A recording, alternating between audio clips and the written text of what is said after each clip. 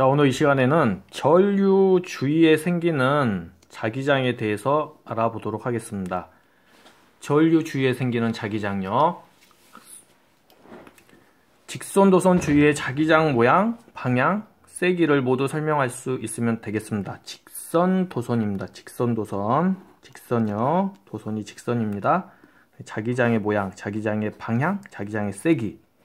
그러면 우리가 이 실험을 할 수 있을지는 모르겠어요. 이게 철가루나 이 밖에 다른 도구들이 없더라고요. 과학시설 보니까. 일단 원리는 설명하겠습니다. 그 전류가 흐르는 직선도선 주위의 자기장의 모양을 어떻게 하냐면요. 자기장이 있는지 없는지 초등학교 때 철가루를 뿌려봤을 거예요. 자석 주변에 철가루를 뿌리면, 예를 들면 자석 주변에 이렇게, 여기가 N극이고 S극이면 철가루를 뿌리면 철가루가 막 이런 식으로 분포되어 있다는 것을 여러분들이 한번 봤을 거예요. 근데 이제 자석이 아니고요. 전류가 흐르는 직선도선 주위에 또 마찬가지로 자석이 미치는 이런 자기장 같은 게 생긴다는 거예요. 전류가 흐르게 되면요. 좀 독특하죠? 그래서 전류가 흐르는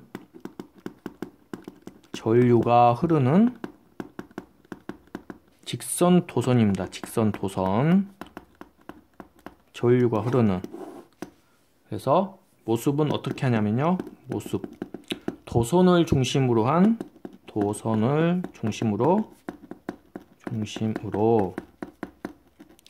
동심원 모양이 됩니다. 동심원 모양이요. 그러니까 그림을 한번 그려볼게요. 이런 식의 판이 있고요.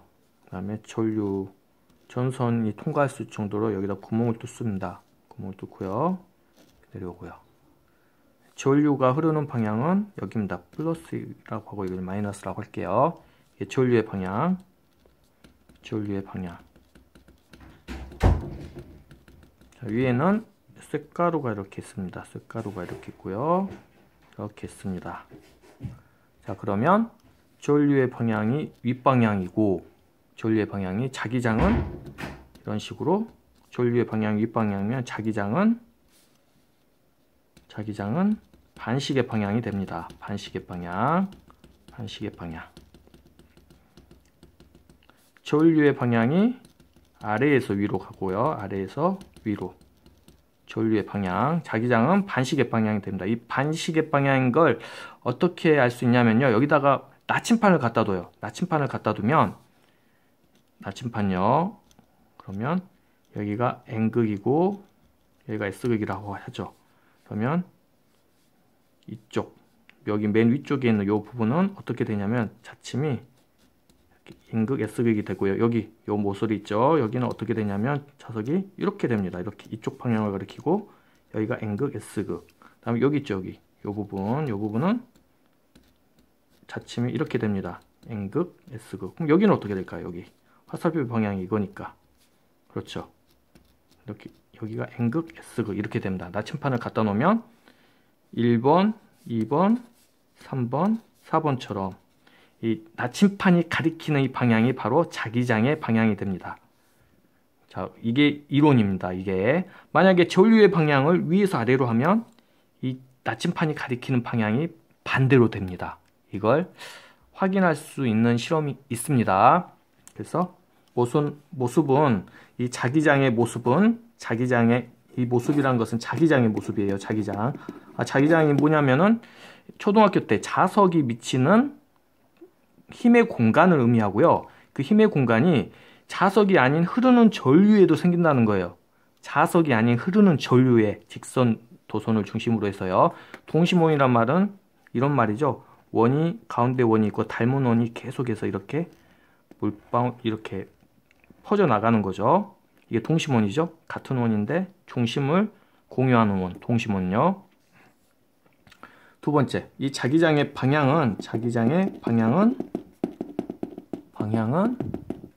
손가락이 이렇게 있으면 이게 엄지손가락이라고 하죠. 엄지손가락 그림은 잘 못 그립니다만 이렇게 있으면 엄지손가락 방향이 윗방향이 전류라고 하면 이렇게 손가락 4개가 감싸는 방향 있죠?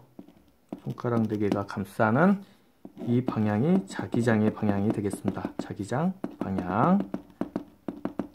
그러니까 아래에서 위로 전류가 흐르면 자기장의 방향은 반시계 방향이 되고, 전류의 방향이 반대로 되면 자기장의 방향도 반대가 되는 거죠.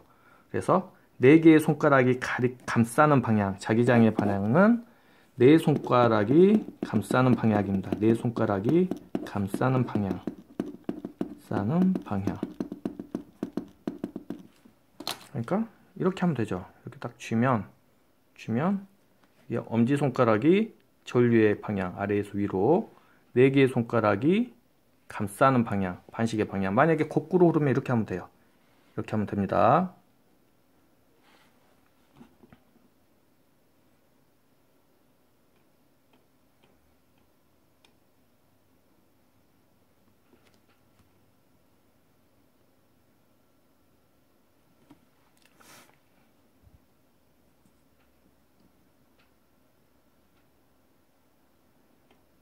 자, 그래서 이거를 이용한 장치가 있습니다. 이게 그 전자석이라는 게 있는데 초등학교 때 아마 해봤을 거예요. 전자석요.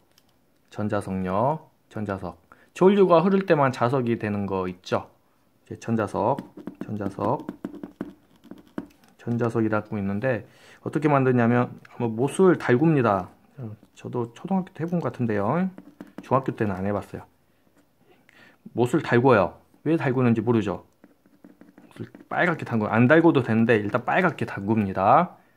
그 다음에 여기다가 종이나 이렇게 이 쇠하고 좀 이렇게 접촉을 피하기 위해서 여기다 종이를 이렇게 감싸요. 종이나 고무로 감싼 다음에 여기다 에나멜선이나 구리선을 이렇게 막 감습니다. 촘촘하게 감아요.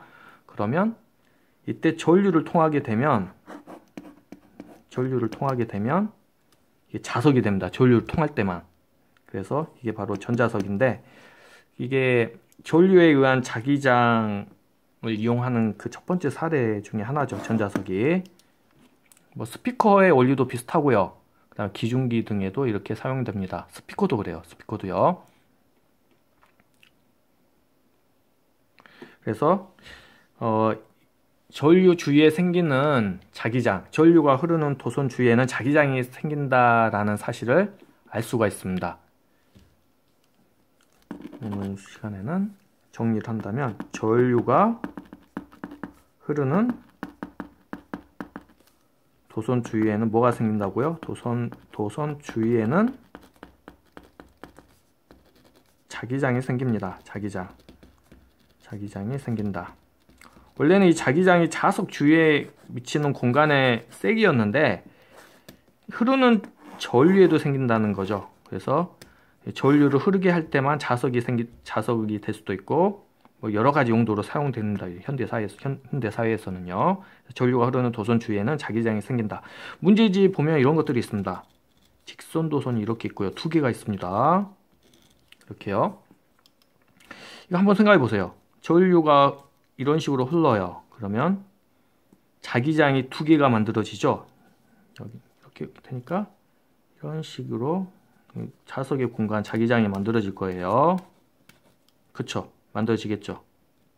이렇게 자기장이 있을 것이고 여기는 이렇게 될까요? 예, 자기장이요. 이거 어떻게 될까요? 밀어낼까요? 잘 생각해 보세요. 이거 밀어낼까요? 아니면 끌어당길까요?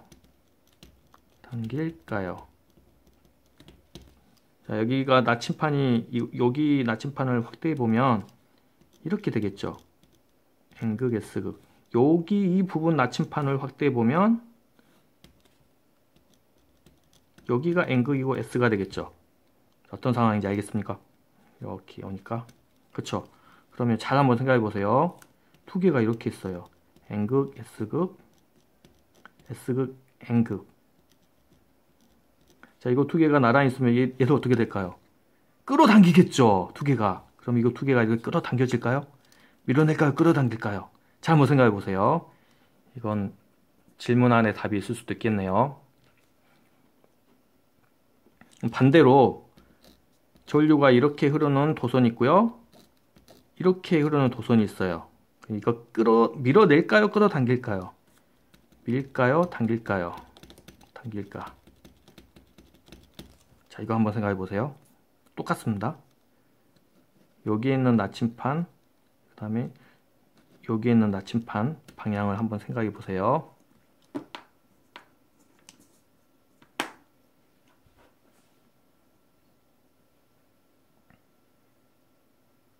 자, 오늘은 직선 도선 주위의 자기장의 모양 방향 세기에 대해서 했습니다. 마치겠습니다.